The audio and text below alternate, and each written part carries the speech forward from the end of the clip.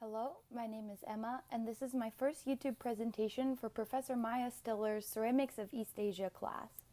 I'm going to be discussing the influence of Chinese ceramics on the development of Japanese tea culture as described by Dr. Nicole Rousmaniere in her book Vessels of Influence. To get an idea of the perspective the piece was written from, I decided to look up about the author first. And I found that Dr. Rousmaniere is the founding director and current research director at the Sainsbury Institute for the Study of Japanese Arts and Cultures and a professor of Japanese arts at the University of East Anglia in the UK.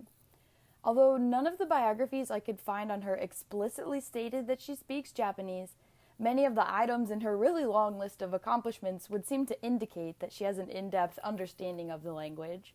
She spent 3 years as a visiting professor at Tokyo University, and she's also done lots of translation and curation work for the British Museum. But while Dr. Rousmaniere clearly has a well-informed understanding of pre- and postmodern Japanese culture, her inherently Western perspective prompted me to be on the lookout for any signs of Orientalism. As the title suggests, Dr. Rousmaniere's book is all about the many ways that Chinese porcelain informed and influenced Japanese tea culture. Before I get into my analysis, I want to take a second to establish a few important terms. In addition to being pretty specific jargon anyway, these terms are also in Romanized Japanese, which might make it a little confusing to keep track of them all. The first two terms directly relate to the trendiness of Chinese objects in medieval Japan. First, there's karamonosuki, meaning a liking for Japanese goods or items. And then we have karamonobugyo, which is a term used to refer to the type of people who we would probably call tastemakers in English. They were the supposed authority on Chinese ceramics and tea culture, and they would be hired on by Japanese elite for consulting and sort of cultivating their own Chinese ceramic collections. The next three terms are all ways of referring to different types of jianware, which was the most popular Chinese ceramic import during the early days of tea culture in Japan. There's yohen, which literally means inconsistent firing and is used to talk about jianware with the iridescent variations in its coloring. Then there's yuteki, referring to spotted jianware. And then there's kensang, which is used for plain or standard jianware. And then lastly, we have gyomotsu, which is the general term for what we would call a national treasure, or basically an object with important cultural significance. Like I said before, this book is all about identifying the influences of Chinese ceramics on Japanese tea culture, and there are a few different ways that Dr. Rousmaniere goes about proving that point. She emphasizes the importance of the image of China and Chinese culture that developing among the Japanese elite as being the driving force of the whole karamonosuki trend or phenomenon.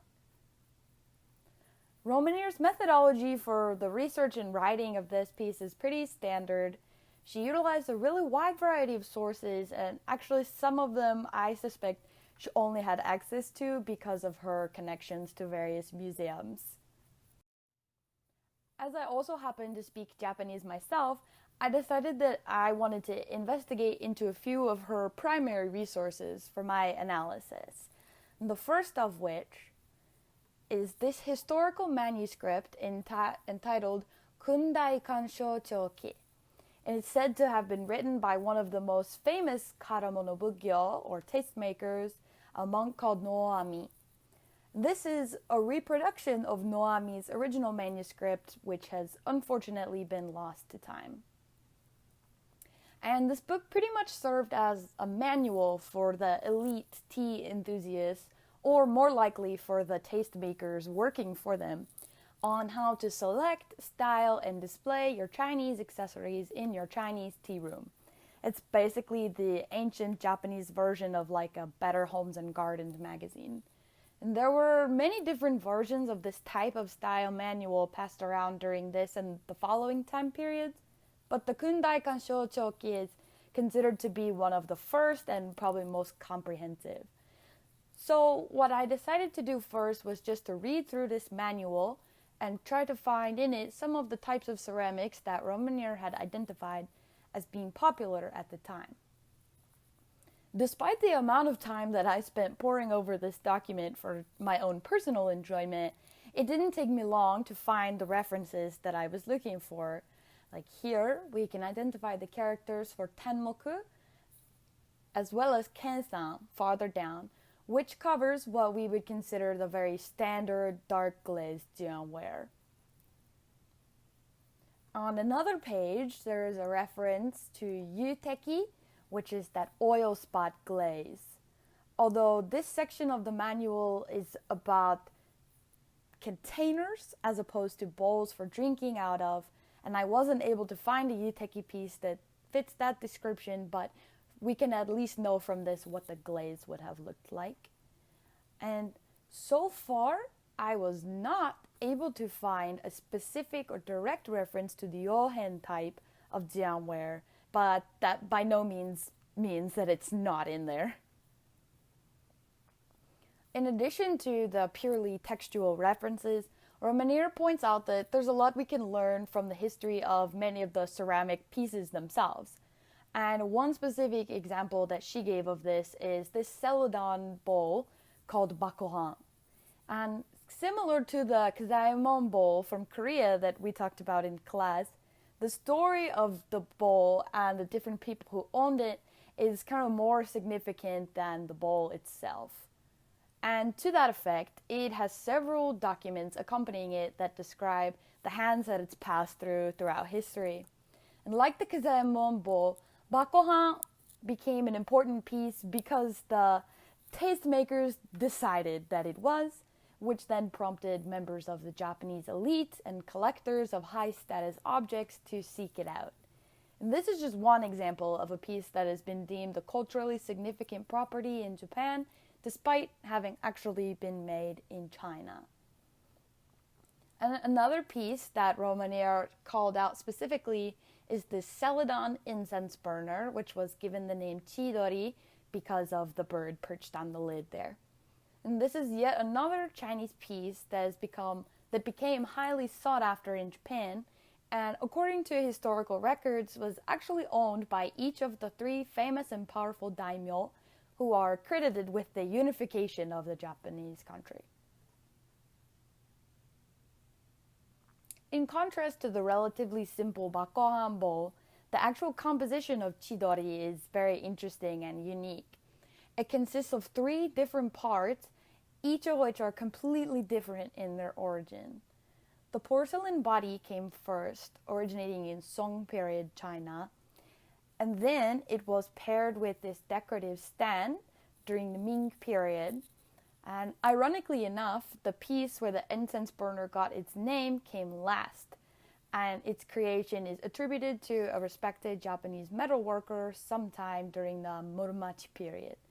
So, in addition to having passed through some very famous hands, chidori also represents a marriage of 3 completely different periods and styles.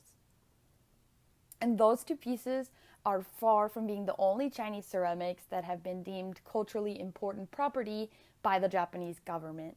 In fact, every vessel that you see here is an important cultural property in Japan, despite having been made in China, and there are countless others as well. And the last type of primary source that Rousmaniere used that I want to talk about is references to Chinese pottery that appear in other aspects of popular culture at the time. And it's sort of the historical predecessor of modern-day manga. These emaki, or illustrated scrolls, were a really popular method of storytelling. And in addition to be just entertaining, these illustrations can give us a lot of information about societal conventions in medieval Japan. And the image you're seeing here is the very last frame of Kutomi's story, where he has acquired a great deal of wealth and is now able to give himself and his wife a new life of luxury. And among the luxurious items that are in their new home, we can identify the distinctive red and black lacquer of jianware tea bowls, as well as several Longxiang celadon bowls. And the inclusion of these items tells us that these types of Chinese pottery were seen by the common population as being very expensive and luxurious, which then again confirms Rousmaniere's point. This is another famous scroll which depicts the life of the priest Kakunyo, and here again we see that the illustrator has made a point of including these ceramic pieces in detail. I want to preface my critique by just saying that I only had access to one chapter of this book, so there could definitely be more information that I'm missing that might resolve the points that I'm going to make. All in all, I found Dr. Rousmaniere's argument really sound and well-informed, and she clearly has a really firm grasp on the subject matter and has access to the proper resources to back up her claims. I only really have two critiques for this piece. One is very specific and one is more general, so I'll start with my specific issue, which is the inclusion of this offhanded little statistic here claiming that the average Japanese person in our modern day drinks 8 cups of tea per day. Now, there can be no doubt that tea is an important part of Japanese culture, and I would even say it's safe to assume that the average person in Japan does drink more tea than most Westerners, but that is a lot of tea. The biggest problem with this little factoid is that, as you might have noticed, it has no source or attribution attached to it. Not even the slightest indication of where that magic number of 8 cups a day might have come from. There's no citation, no footnote, no nothing. Anyone who's even slightly familiar with the conventions of academic writing knows that you don't just include a statistic like that without at least mentioning the source. Rousmaniere is a career academic, and I have no doubt in my mind that she's aware that this is a big no-no. And not only did she not include a source, I was unable to find any publication or article online claiming to know how many cups of tea the average Japanese person drinks at all, be it 8 or otherwise. So ultimately, the statistic that she included is anecdotal at best. I mentioned at the top of the video that Rousmaniere's Western background and perspective creates the potential for Orientalism to occur.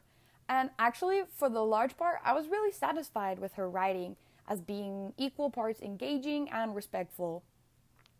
In most of the places where Orientalism could have occurred, she gracefully avoided it by sticking to the facts and maintaining a neutral perspective. But the inclusion of this phony statistic carries a very Orientalist tone into the piece, which was pretty disappointing to me. And it reads as a cynical and sensational way to appeal to a white readership instead of a genuine observation about the relationship between tea and the modern Japanese populace.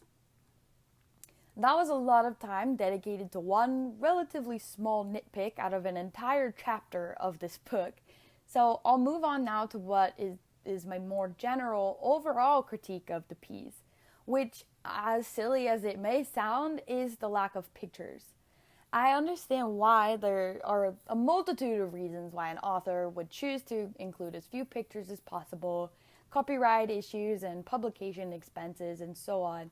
But when your subject matter is so rooted in visuals, and really specific visuals at that, I feel like this choice to omit pictures distracts from the reader's overall comprehension and enjoyment of the piece. Out of all of the images that I showed you during this presentation, this single picture of the Bakohan bowl is the only one that actually appeared in this chapter of Dr. Rousmaniere's book. Every other visual I had to track down by myself, which fortunately I was able to do because I also speak Japanese. But unless I'm really mistaken about the intended audience for this book, I would guess that most readers don't have that luxury.